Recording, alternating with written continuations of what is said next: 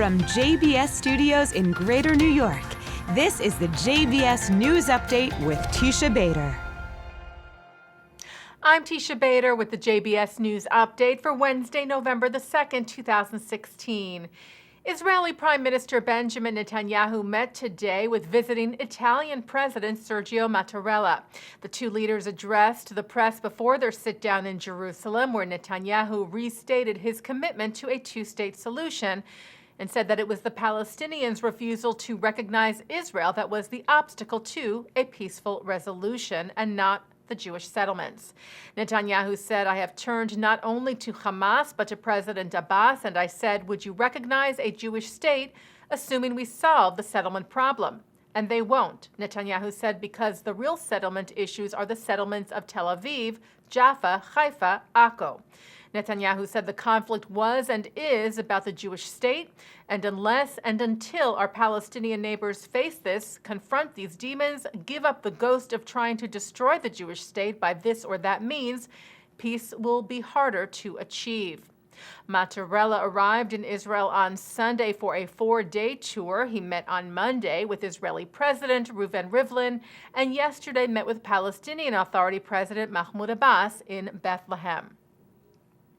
Also visiting Israel this week, U.S. Secretary of the Treasury Jack Lew, who held a series of talks with Israeli officials, including with Prime Minister Netanyahu, on U.S.-Israel economic ties. The U.S. ambassador to Israel, Dan Shapiro, posted on his Facebook page on Sunday that the discussions with Lew focused on economic issues as well as on updating the implementation of the Iran nuclear deal. The Governor General of Canada, David Johnston, is also in Israel this week. Johnston met today with President Rivlin in Jerusalem.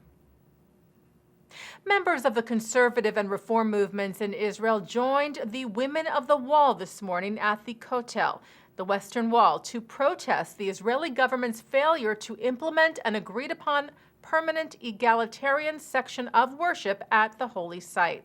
Some 200 people came together for the prayer rally, where they were met with yelling of offensive and inflammatory remarks and shoving by Haredi or ultra-Orthodox worshipers there, who tried to prevent some 14 Torah scrolls from entering the women's section of the wall where the gathering took place. If you recall, back in January, an agreement was negotiated and agreed upon among Women of the Wall, the reform and conservative movements, the Jewish Agency for Israel, the Israeli government, and the Kotel's ultra-Orthodox leadership. However, it has yet to be implemented. Israeli Prime Minister Netanyahu criticized the rally today, saying that it does not help advance a solution for prayer arrangements.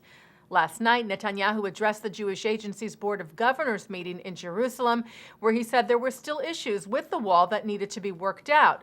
He said the last thing we need now to resolve the sensitive issue, while the world is saying that we have nothing, no patrimony there at a place that has been our spiritual center for over 3,000 years, the last thing we need now is more friction.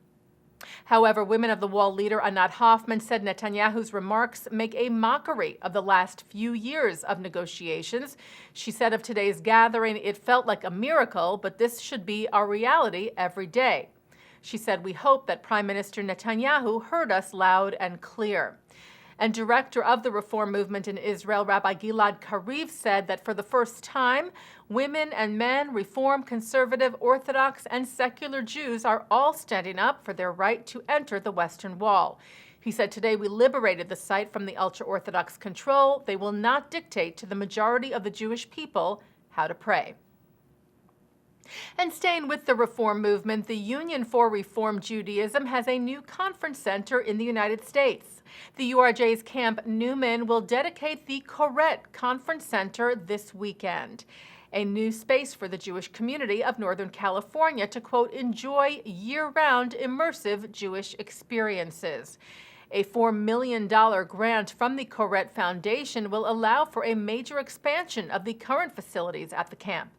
URJ President Rabbi Rick Jacobs said the Koret Conference Center at URJ Camp Newman is a gem in form and in function, enabling meaningful opportunities to strengthen Judaism today and for future generations. And taking a look now at our programming for tonight on JBS for Wednesday, November the 2nd. At 7 o'clock, Pakistani Muslim Qasim Hafiz shares the story of how he went from being an anti-Israel Islamist radical to a pro-Israel activist. At 8 tonight, Professor Susannah Heschel of Dartmouth discusses the work of German Jewish historians Abraham Geiger and Heinrich Gretz, and the boundaries between Judaism, Christianity, and Islam at the Leo Baeck Institute from the Center for Jewish History in New York City.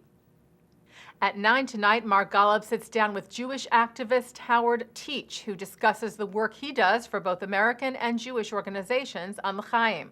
At 10, New York Jewish Stories with veteran newsman Gabe Pressman. And coming up right after this newscast tonight, Thinking Out Loud with Micah Halpern. And that's the JBS News Update for Wednesday, November the 2nd, 2016. I'm Teisha Bader.